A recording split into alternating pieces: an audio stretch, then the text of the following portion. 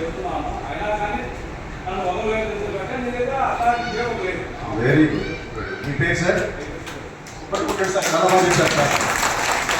మీరే ఇక్కడ ఏ మండలం సార్? ఎప్పుడు చేస్తున్నారు సార్? చాలా బాగుంది.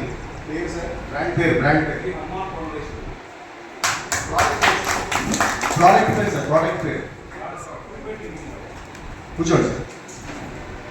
సో ఆయన చెప్పింది మీకు అర్థమైంది కదా సార్? అథారిటీ ఉండాలి, డ్రైవింగ్ చేయడం కోసం అర్హత ఉండాలి, డ్రైవింగ్ చేయడం కోసం ఆ డ్రైవింగ్ నాకు వచ్చు అని ఆర్టీఓ గారు మిమ్మల్ని సర్టిఫై చేసిన సర్టిఫికేట్ ఉండాలి.